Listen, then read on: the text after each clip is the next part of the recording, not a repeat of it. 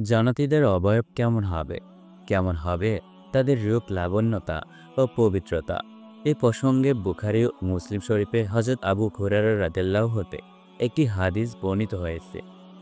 হযরত আবু হুরায়রা রাদিয়াল্লাহু বলেন, রাসূল সাল্লাল্লাহু আলাইহি ওয়াসাল্লাম বলেছেন, জান্নাতের সর্বপ্রথম যে দলটি প্রবেশ করবে তাদের চেহারা হবে চতুর্দশী পূর্ণিমা চাঁদের ন্যায় উজ্জ্বল।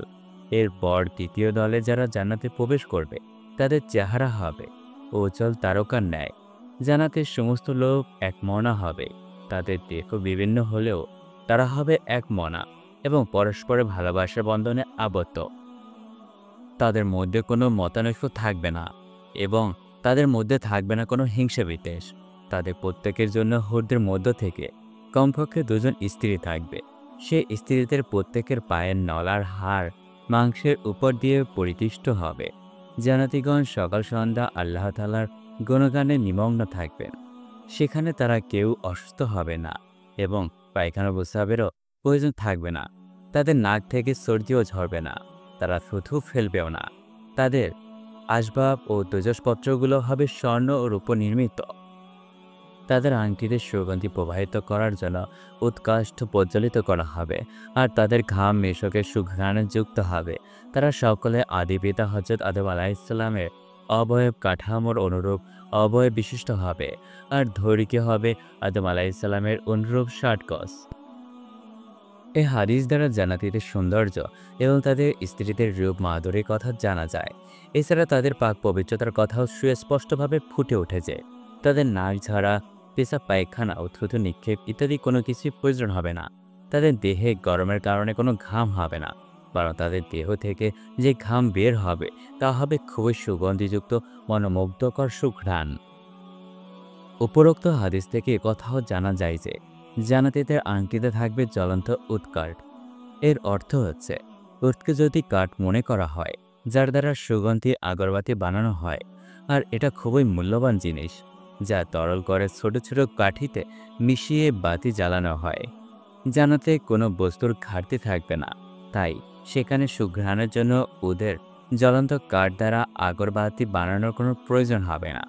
এ উৎকাঠ দুনিয়ার উৎকাঠের মতো নয়, আর এই আংটি যে আগর দ্বারা জ্বলতে থাকবে, অন্য কোনো জিনিস দ্বারা সে সম্পর্কে কোনো বিশ্লেষণ করা সম্ভব নয়।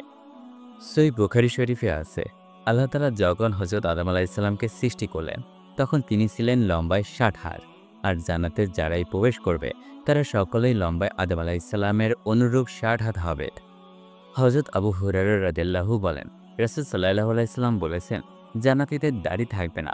তাদের নয়ন যুগল এমন সুন্দর হবে যে সুরমা লাগানো ছাড়াই তা সুরমা বিশিষ্ট হবে। তাদের যৌবন কখনো বিনষ্ট হবে না এবং তাদের কাপড়ও কখনো পুরাতন হবে না। উপরোক্ত হাদিসে বলা হয়েছে যে জান্নাতীগণ আজরত ও আমরাদ হবেন। এর অর্থ হচ্ছে তাদের দেহে কোনো পশম থাকবে না এবং নারী পুরুষ সকলেই দাড়িহীন হবেন। দেহে পশম না থাকার দুটি অর্থ হয়।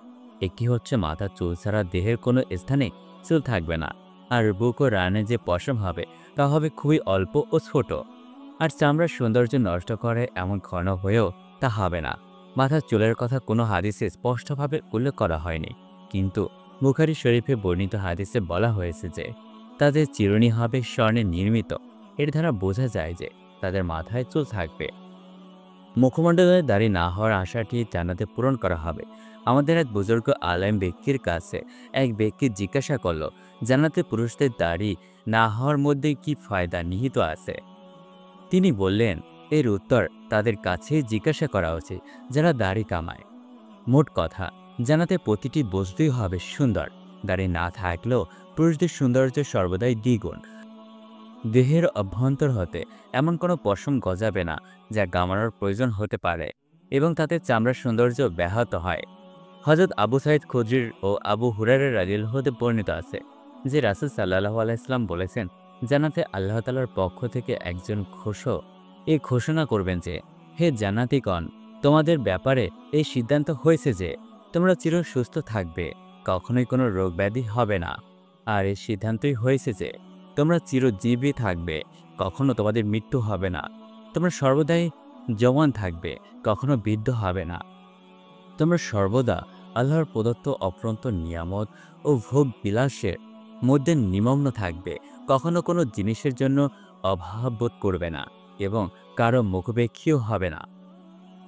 হজরত আবু সাইদ খুদরি রাদিয়াল্লাহু বলেন, রাসূল সাল্লাল্লাহু আলাইহি সাল্লাম বলেছেন, জান্নাতীদের কেউ যখন এই পার্থিব জীবন থেকে চিরবিদায় নেয়, সে ছোট হোক কিংবা বড়, যুবক কিংবা বৃদ্ধ, জান্নাতে প্রবেশের সময় সবাইকেই ৩০ বছর বয়সে ভরা যৌবনের যুবকে পরিণত করা হবে।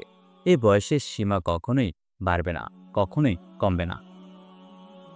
৩০ বছর বয়সই হচ্ছে মধ্যম মনের বয়স। এই বয়সে যেমন শিশুসুলভ নির্বুদ্ধিতা থাকে না, তেমনি যুবকসুলভ পাগলামিটাও ও বুদ্ধিবানার কোনো ছাপও থাকে না। এ বয়সে কোনো যৌবন এবং বুদ্ধির পরিপক্কতা দুই অর্জিত হয় পরিপূর্ণরূপে। সতর্কতা, চেতনা, অনুভূতি এবং অঙ্গপ্রত্যঙ্গের সুস্বাস্থ্য থাকে পুরোপুরিভাবে বিরাজমান। এ কারণে জান্নাতীদের জন্য এ বয়সকেই নির্ধারণ করা হয়েছে। ছোট হোক কিংবা বড়, প্রত্যেকেই ৩০ বছর বয়সী করে দেয়া হবে। অর্থাৎ ৩০ বছর বয়সে যে বৈশিষ্ট্য, গুণাবলী ও অবস্থা হয়, সে অবস্থায় থাকবে।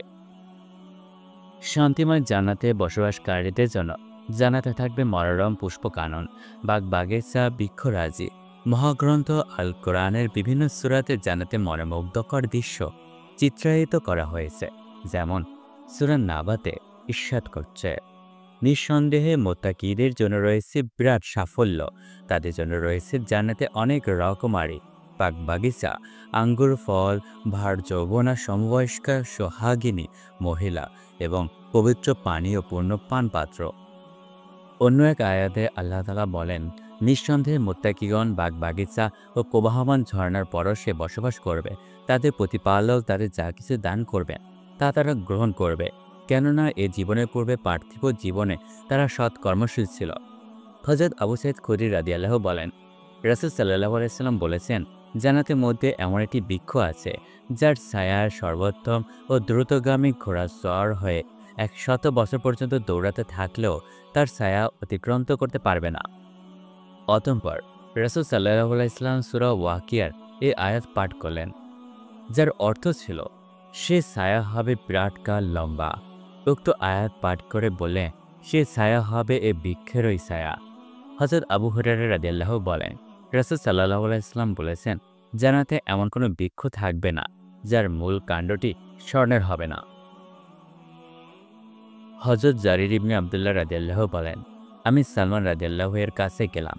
তিনি কথা বলতে বলতে এমন একখানা ছোট কার্ড বের করলেন যা তার আঙ্গুলের মধ্য দিয়ে ভালোভাবে দেখা যাচ্ছিল না। তা হাতে নিয়ে তিনি বললেন, হে জারির, তুমি যদি জান্নাতে এতটুকু পরিমাণ কাঠও তালাশ করো তবে তাও পাবে না। আমি জিজ্ঞাসা করলাম, খেজুর গাছ ও অন্যান্য বৃক্ষ কোথায় থাকবে, যার বর্ণনা কোরআন ও হাদিসে বিদ্যমান? তিনি বললেন, সেখানে খেজুর ও অন্যান্য গাছ থাকবে ঠিকই, কিন্তু কাঠ পাওয়া যাবে না। সেই গাছগুলো কাণ্ড হবে স্বর্ণ ও মতি নির্মিত, তার উপরে খেজুর ফল ঝুলতে থাকবে। কুরআন মাজিদের সূরা আর রহমানের ৩য় রুকুর প্রথম অংশে দুটি বাগানের কথা উল্লেখ করা হয়েছে। সে বাগান হবে আল্লাহ তাআলার বিশিষ্ট নৈকট্যশীল প্রাপ্তদের জন্য, অর্থাৎ প্রত্যেক নৈকট্যপ্রাপ্ত ব্যক্তিদের জান্নাতে দুটি বাগান লাভ করবে। অতঃপর প্রথম রুকুর দ্বিতীয় আয়াতে অন্য দুটি বাগানের কথা উল্লেখ করা হয়েছে, যা হবে সাধারণ মুমিন ব্যক্তিদের জন্য।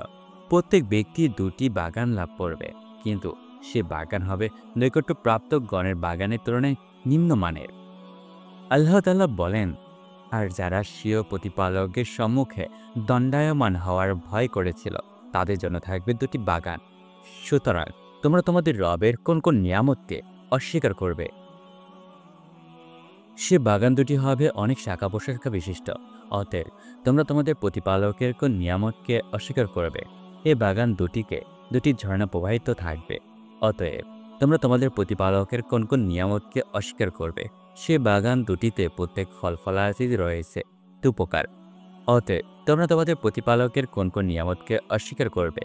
সেখানে জান্নাতীগণ নিজেদের বিছানা হেলান দিয়ে বসবে, আর সে বিছানার আস্তর হবে পুরো রেশমের, আর দুই উদ্যানের ফল হবে তাদের নিকটবর্তী। সুতরাং তোমরা তোমাদের প্রতিপালকের কোন কোন অনুগ্রহকে অস্বীকার করবে?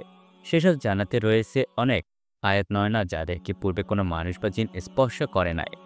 অতএব তোমরা তোমাদের প্রতিপালকের কোন কোন নিয়ামতকে অস্বীকার করবে? সে মহিলারা প্রবাল ও পদ্মরাগের মতো। অতএব তোমরা তোমাদের প্রতিপালকের কোন কোন নিয়ামতকে অস্বীকার করবে? উত্তম কাজের জন্য উত্তম পুরস্কার ব্যতীত কি হতে পারে? অতএব তোমরা তোমাদের প্রতিপালকের কোন নিয়ামতকে অস্বীকার করবে?